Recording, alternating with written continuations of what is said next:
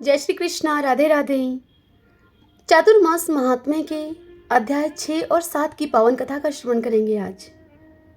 तो आइए सर्वप्रथम भगवान का स्मरण करते हुए आप सभी मेरे साथ बोलिए। शांताकारं भुजगशयनं पद्मनाभं सुरेशं विश्वधारं गगनसदृशं मेघवर्णं शुभांगं लक्ष्मीकान्तं कमलनयनं योगिभिर्दयानगमयं वन्दे विष्णुं भवभयहरं सर्वलोकैकनाथं। श्री लक्ष्मी नारायण भगवान की जय। ओम नमो भगवते वासुदेवाय। ब्रह्मा जी नारद मुनि से कहते हैं कि हे पुत्र, मनुष्य सदा ही प्रिय वस्तु की इच्छा करता है। अतः जो चातुर्मास में भगवान नारायण की प्रीति के लिए अपने प्रिय भोगों का पूर्ण प्रयत्न पूर्वक त्याग करता है, उसकी त्यागी हुई वे वस्तुएं उसे अक्षय रूप में प्राप्त होती हैं। जो मनुष्य श्रद्धा पूर्वक प्रिय वस्तु का त्याग करता है वह अनंत फल का भागी होता है। धातु पात्रों का त्याग करके पलाश के पत्ते में भोजन करने वाला मनुष्य ब्रह्म भाव को प्राप्त होता है। गृहस्थ मनुष्य तांबे के पात्र में कदापि भोजन न करे। चौमासे में तांबे के पात्र में भोजन विशेष रूप से त्याज्य है। मंदार के पत्ते में भोजन करने वाला मनुष्य अनुपम फल को पाता है। चातुर्मास में विशेष रूप से वट के पत्र में भोजन करना चाहिए। चातुर्मास में भगवान विष्णु की प्रीति के लिए गृहस्थ आश्रम का परित्याग करके बाह्य आश्रम का सेवन करने वाले मनुष्य का पुनर्जन्म नहीं होता है। मिर्च छोड़ने से राजा होता है। रेशमी वस्त्रों का त्याग करने से अक्षय सुख मिलता है। उड़द और चना छोड़ने से पुनर्जन्म की प्राप्ति नहीं होती। चातुर्मास में विशेष रूप से काले रंग का वस्त्र त्याग देना चाहिए। नीले वस्त्र को देख लेने से जो दोष लगता है उसकी शुद्धि भगवान सूर्य नारायण के दर्शन से होती है। कुशुभ रंग अर्थात जो रंग शुभ नहीं होते जैसे काला और नीला, उनका परित्याग करने से मनुष्य यमराज को नहीं देखता। केसर के त्याग से वह राजा का प्रिय होता है। फूलों को छोड़ने से मनुष्य ज्ञानी होता है। क्रिया का परित्याग करने से महान सुख की प्राप्ति होती है। असत्य भाषण के त्याग करने से मोक्ष का दरवाजा खुल जाता है। चातुर्मास में परनिंदा का विशेष रूप से परित्याग करें। परनिंदा महान पाप है। परनिंदा महान भय है। परनिंदा महान दुख है और परनिंदा से बढ़कर दूसरा कोई पातक नहीं है। परनिंदा को सुनने वाला भी पापी होता है। चौमासे में केशों का संवारना अर्थात हजामत करना त्याग देना चाहिए, तो वह तीनों तापों से रहित होता है। ऐसा मनुष्य जो भगवान के शयन करने पर विशेष रूप से नाखून और रोम धारण किए रहता है, उसे प्रतिदिन गंगा स्नान का फल मिलता है।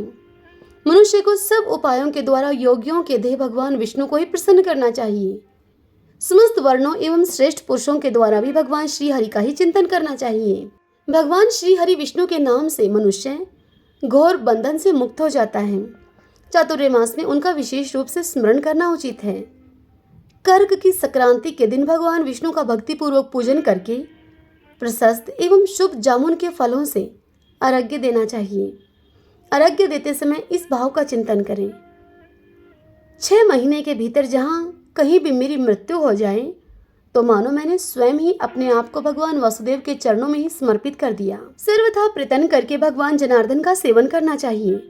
जो मनुष्य भगवान विष्णु की कथा, पूजा, ध्यान और नमस्कार सब कुछ उन्हीं श्री हरि की प्रसन्नता के लिए करता है, वह मोक्ष का भागी होता है। सत्य स्वरूप सनातन विष्णु वर्णाश्रम धर्म के स्वरूप हैं। जन्म मृत्यु आदि के कष्ट का उन्हीं के द्वारा नाश होता है। अतः चातुर्मास में विशेष रूप से व्रत के द्वारा श्री हरि को ही ग्रहण करना चाहिए। तपोनिधि भगवान नारायण के शयन करने पर अपने इस शरीर को तपस्या के द्वारा शुद्ध करना चाहिए। भगवान विष्णु की भक्ति से युक्त जो व्रत है उसे विष्णु व्रत जानो। धर्म में संलग्न होना तप है। व्रतों में सबसे उत्तम व्रत है ब्रह्मचार्य का पालन। ब्रह्मचार्य तपस्या का सार है और ब्रह्मचार्य महान फल को देने वाला है। इसीलिए समस्त कर्मों में ब्रह्मचार्य को बढ़ावें। ब्रह्मचार्य के प्रभाव से उग्र तपस्या होती है। ब्रह्मचार्य से बढ़कर धर्म का उत्तम साधन दूसरा नहीं है। विशेष रूप से चातुर्मास में भगवान विष्णु के शयन करने पर यह ब्रह्मचार्य व्रत, यह महान व्रत संसार में अधिक गुणकारक है। ऐसा जानना चाहिए, जो इस वैष्णव धर्म का पालन करता है वह कभी भी कर्मों से लिप्त नहीं होता। भगवान के शयन करने पे जो यह प्रतिज्ञा करके कि हे भगवान, मैं आपकी प्रसन्नता के लिए अमोघ सत्कर्म करूंगा, उसका पालन करता है तो उसी को व्रत कहते हैं। वह व्रत अधिक गुणों वाला होता है।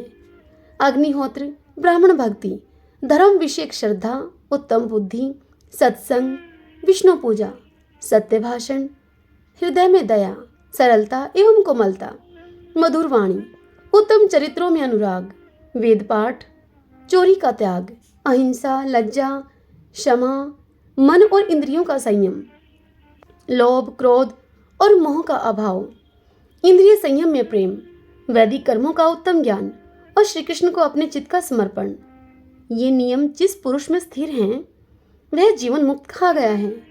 वह पातकों से कभी लिप्त नहीं होता। एक बार का किया हुआ व्रत भी सदैव महान फल देने वाला होता है। चातुर्मास में ब्रह्मचार्य आदि का सेवन अधिक फलद होता है। चातुर्मास व्रत का अनुष्ठान सभी वर्ण के लोगों के लिए महान फलदायक है। व्रत के सेवन में लगे हुए मनुष्यों के द्वारा सर्वत्र भगवान विष्णु का दर्शन होता है। चातुर्मास के आने पर व्रत का यत्न पूर्वक पालन करें। विष्णु, ब्राह्मण और अग्नि स्वरूप तीर्थ का सेवन करें। चारों वेदमय स्वरूप वाले अजन्मा विराट पुरुष को भजें, जिनके प्रसाद से मनुष्य मोक्ष रूपी महान वृक्ष के ऊपर चढ़ जाता है और कभी संताप को नहीं प्राप्त होता। हरि ओम तत्सत। श्री लक्ष्मी नारायण भगवान की जय।